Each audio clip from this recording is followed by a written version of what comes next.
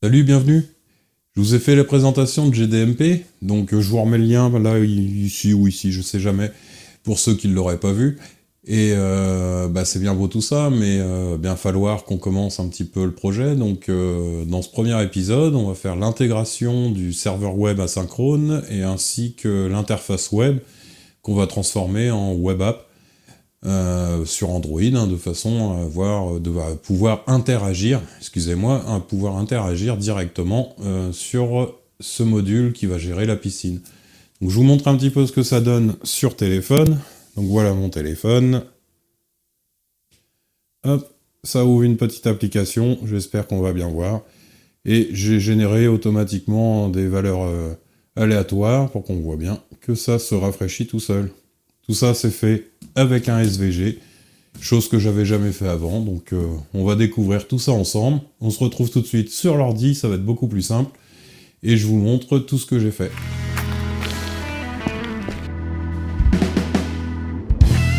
Nous voici arrivés sur le PC. Avant de continuer la vidéo, je tiens à rappeler, je suis pas du tout un professionnel du dev ou de l'électronique, je suis juste un amateur passionné, donc si vous voyez des erreurs, n'hésitez pas à le commenter, tant que ça reste dans le respect, je prends. Et si vous voyez des améliorations, pareil, n'hésitez pas à commenter. Si vous voulez suivre tout le projet, faut rien dire de mieux que de s'abonner, et puis la petite cloche. Donc on voit là l'application que je lance sur mon téléphone. Donc je vous rappelle, le téléphone que j'affiche sur mon PC via le mini studio que je m'étais créé pour prendre la main sur mon téléphone quand je filme par exemple, pour cadrer, c'est bien pratique. Donc on retrouve ici l'état de tous les capteurs. Alors là j'ai généré une variable aléatoire juste pour montrer le rafraîchissement automatique, parce que forcément des variations de température aussi élevées, ça serait bizarre. Donc on voit que cette application là, du coup, fonctionne aussi sur PC. Et j'ai voulu surtout que ce soit responsive, c'est-à-dire que ça s'adapte automatiquement. Donc si le téléphone est plus grand, ça va s'adapter, s'il est plus petit, ça va s'adapter aussi. Donc voilà, ça c'est pour la partie visuelle. Maintenant on va passer à la partie code. Donc pour la partie code, je me sers de Platformio. Si vous connaissez pas, il y a plein de tutos, on s'y fait assez vite, et puis voilà, le code est beaucoup plus simple. Il y a une coloration syntaxique, je crois qu'on dit comme ça, et l'autocomplémentation, donc c'est beaucoup plus simple quand on fait du code. Donc forcément, on va être en Wi-Fi, donc je viens charger ma librairie Wi-Fi, je viens charger pour mon serveur asynchrone, qui, je le rappelle, permet de créer un serveur en mode non bloquante, en programmation non bloquante. Du coup, je viens charger deux librairies qui sont pas incluses par défaut, donc je viens les charger directement sur le Git de Minodev, qui a créé ces deux librairies qui sont super pratiques et qui permettent du coup de vous créer un serveur web asynchrone, donc programmation non bloquante, et je viens charger ma librairie Spiff pour pouvoir aller stocker mes pages web qu'on va retrouver dans Data, donc mes pages web et les images. J'ai pris l'habitude de toujours me faire un petit fichier de config pour les variables qui peuvent changer. C'est plus facile pour les retrouver. Donc j'en ai une, c'est pour ma version, c'est pour le mode debug, avec la date, ici le nom du Wi-Fi, le mot de passe du Wi-Fi, une adresse IP parce qu'on va être en IP fixe, ça va être plus simple, un masque de réseau, et une passerelle qui n'existe pas là parce que je voulais pas que la carte ait accès à Internet. Plus tard, ça viendra certainement sur la domotique, c'est la domotique qui me permettra d'avoir accès à distance, le serveur de domotique. Ici, du coup, c'est une variable, c'était pour les affichages aléatoires. Donc, hop, je redescends, voilà, config. Ici, je me crée, c'est une habitude aussi que j'ai pris, je viens définir mon mode debug, donc là, il est activé. Une petite fonction pour lui définir le port série si des bugs existent. S'il n'existe pas, ça m'évite de compiler tout ce qui est marqué série. Voilà, c'est pour le debug, c'est bien pratique, et une fois qu'on a fini son debug, on le passe à false, et puis Du coup, on vient pas, excusez-moi, je bafouille, on vient pas compiler tout ce qui est le port série. Donc là, je viens initialiser mon SPIF pour pouvoir aller faire mon stockage. Ici, j'active mon Wi-Fi, donc je lui donne mon IP, ma passerelle et mon masque de réseau, mot de passe et nom du Wi-Fi. On vérifie qu'on est bien connecté. Si c'est OK, on continue et j'affiche l'adresse IP. Donc si on regarde, voilà, on est connecté dessus, je le reset. Voilà. Du coup, on a affiché, on voit bien la date, le debug qui est activé, puis on initialise, et là, mise à jour JSON, puisque j'ai toujours ma page qui tourne en tâche derrière. Donc, une fois qu'on est arrivé ici, ben, on va commencer à activer notre serveur, enfin, on va le configurer. Donc ici, je lui dis que si je rentre juste mon adresse IP, donc 192.168.0.101, si je rentre juste ça, je lui dis d'aller charger la page index.html. Ici, c'est pour la mise à jour des valeurs. Donc, quand je vais chercher ma page mise à jour JSON, je vais lui générer un fichier JSON et ici, on voit bien, voilà, j'ai fait des randoms pour avoir des valeurs aléatoires. Et une fois que j'ai généré ça, je viens les envoyer. Tout simplement avec 200 pour lui dire que c'est une page qui est chargée sans erreur. Serveur statique /spif/ c'est pour dire que toutes les demandes iront directement, il ira toujours chercher les fichiers à la racine du spif, tout simplement. Et ici, ben, j'active mon serveur. Voilà, il n'y a rien de bien compliqué là-dessus. Ça fonctionne très bien. Et maintenant, on va aller voir l'index HTML, donc la page qui va se charger au démarrage. Donc la page, je vous rappelle, c'est cette page-là. C'est mon index HTML. Donc dans mon index HTML, ben là, je remercie juste vectorportal.com pour l'icône de l'application, que je trouve parfaite pour ce qu'on fait. Je vous on montre ça, pas de chance, ça, elle est pas là. Voilà, c'est pour cette petite icône-là. Voilà, je l'ai trouvé sur ce site-là et j'ai accroché direct. Donc, je lui donne, ben, forcément, c'est du HTML, donc je lui donne son titre, GDMP. Je vous rappelle, pour gestion de ma piscine, hein, un super nom de projet. L'encodage en UTF-8 si vous voulez pas avoir des caractères mormoilneux.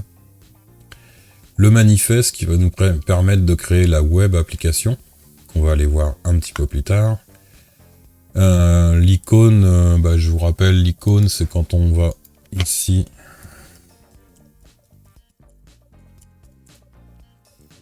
C'est pour l'avoir là, dans cette petite barre de tâches là. Hop. Mes fonctions JavaScript, on va voir ça un petit peu après, plus en détail. Et le style, le style, il n'y a pas grand chose. Donc dans mon fichier CSS, donc du coup je supprime les marges pour éviter d'avoir une petite bande blanche ou noire tout autour. Et puis ici c'est pour bloquer tout simplement la sélection sur l'application. Si on retourne là, voilà. On peut pas sélectionner. Et ça évite que quand on va transformer ça en bouton, que ça vous fasse un champ sélectionné tout dégueulasse. Voilà, c'est vraiment tout basique. Je continue et toute mon image c'est un SVG. Je l'avais jamais fait avant, j'ai testé et puis bah, c'est super pratique en fait. Vu que le SVG, alors ça je vous le passe parce que voilà. Vu que le SVG c'est en balise, comme le HTML, donc du coup on peut interagir directement dedans. Du coup, j'ai ouvert mon super logiciel Inkscape que j'adore, et j'ai fait mon visuel, tout simplement. Et du coup, vous allez me dire, ouais, c'est en balise, c'était gentil, mais comment on fait dans Inkscape pour aller modifier les balises? On va tout simplement dans l'éditeur de l'arbre XML et on va retrouver nos balises. Si je vais ici, voilà. J'ai été donné des noms de balises. Donc ça, c'est mon image de fond, mon image de piscine. Et ici, par exemple, c'est mon bouton température d'eau haute. Et si je vais là, c'est mon affichage de température eau haute. Tout simplement. Si je vais là, voilà, c'est mon affichage. Et c'est ça que je vais venir rafraîchir. Donc il a fallu que je crée toute mon image et après que j'aille changer mes idées à chaque fois de ce que j'avais besoin. Par exemple, si je prends le texte, le BTN, c'est hygrométrie extérieure. Voilà, le texte pourcentage lui changera pas, donc j'ai pas été changer son idée. J'ai laissé le même idée. Donc voilà, j'ai fait tout simplement ça. Chose très importante, quand vous l'enregistrez, faites enregistrer sous. Et il faut surtout le mettre en SVG simple. Si vous le mettez en SVG Inkscape, il va générer plein de choses dont on n'a pas besoin, qui risquent de nous foutre plus le merdier qu'autre chose. Donc je vais retourner tout en haut, voilà. Et du coup, si on l'ouvre avec un fichier, en fichier texte, voilà ce qu'on a.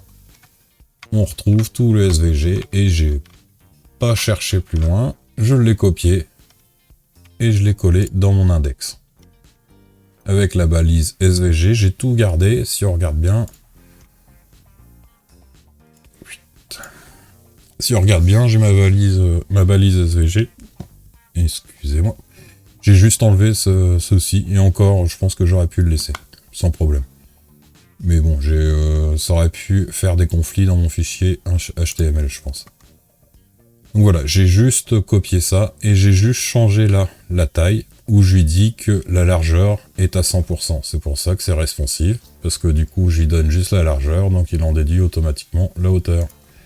Alors qu'avant, il était en 800-450. Le fait que je sois à 100%, automatiquement, il va s'ajuster. La magie du SVG. Donc je vais... Hop. Voilà, j'ai caché les fichiers images parce que ça fait un peu lourd sinon. On va aller tout en bas, ça va être un peu plus simple pour voir la dernière ligne. Et du coup, on retrouve donc là mon éclairage. Et là, marche, c'est le texte que j'ai par défaut, donc état éclairage. Et là, BTN état éclairage qui correspond à mon bouton. De là, je vais pouvoir faire une mise à jour. Donc j'ouvre un onglet de script que je suis venu chercher, charger au tout début. Je lui lance une mise à jour des valeurs au démarrage et après toutes les 5 secondes. Après on changera peut-être. Et ça c'est la fonction d'écoute des boutons. Donc j'ai fait un tableau BTN pour le nom de tous mes tableaux. Une variable pour toutes mes fonctions en tableau toujours. Et l'élément de mes boutons. Donc forcément je fais une boucle for. Hein. Ça c'est pour que mon click handler, enfin ma fonction de clic, on va dire. Je suis pas très bon en anglais. Puisse me retourner quelque chose dans la console de façon à ce que je puisse voir toujours le mode debug hein, si ça fonctionne bien. Donc rien de bien compliqué. Je m'adapte au JavaScript moderne, si je puis dire, en mettant let, query selector. J'étais habitué encore à des var, get élément id, je crois. Enfin, j'essaie au fur et à mesure de me mettre à la page, mais j'ai appris il y a très longtemps.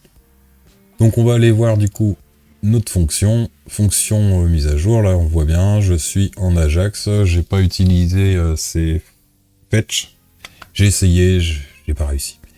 Donc j'ai gardé mes bonnes vieilles habitudes qui marchent encore très bien. Ou ici, donc du coup, c'est ma fonction. Je viens appeler ma page mise à jour JSON. Et si on regarde bien du coup cette page-là, donc on va faire inspecter. Voilà, réseau. Voilà, j'ai ma page. Et voilà la réponse qu'elle me donne. Cette réponse-là, du coup, donc si j'ai ma page qui répond et qu'elle est OK, donc à 200, Je viens parser mon JSON, je fais une boucle pour pouvoir extraire toutes les valeurs. Ou key, comme on peut le voir, j'ai essayé de faire au plus simple. Et où mon inspecteur, il est reparti. Key, c'est ETAECL, et si on regarde bien, ETAECL, c'était le nom de mon bouton. Enfin, le nom de mon texte. Donc j'ai fait au plus simple, et du coup, je lui dis d'aller changer par le résultat de cette clé. Donc après le JSON, l'Ajax, je vous laisse aller chercher si jamais vous ne connaissez pas. Pour pouvoir en faire une application web, donc si je retourne sur le téléphone, hop, on va ressortir de ça. On va aller ouvrir la page directement. Voilà, là j'ai ouvert ma page. Si je veux en faire une application web, excusez-moi, je suis pas dans le bon sens. Il suffit tout simplement de faire ajouter à l'écran d'accueil. Et vous voyez, il a été directement me créer une application. Si je fais ajouter, voilà, on voit que la deuxième a été s'y mettre. Et si je l'ouvre, voilà, ça vous crée une application. Donc c'est peut-être des trucs de bidouilleurs, je sais pas. Je fais ça, ça fonctionne très bien, je trouve. Hop. Je fais ça depuis longtemps sur beaucoup d'applications et je trouve que ça marche très bien. Et pour pouvoir faire ça, forcément le téléphone, enfin Chrome pour ma part, a besoin d'informations. On lui crée un manifeste. Donc manifeste, si vous cherchez sur internet, vous trouverez sur Mozilla où ils expliquent toutes les règles, toutes les configs. Donc du coup, ça je touche pas. C'est le schéma de JSON, je pense que c'est une norme. Le nom de mon application, le nom court qui va s'afficher du coup, si on regarde bien ici. Le nom long, c'est celui qu'on retrouve là. Je lui dis de s'afficher par défaut en mode paysage. Background color, c'est le fond quand on ouvre. Donc je vous remontre. Hop. Voilà, c'est pour que le fond soit bleu.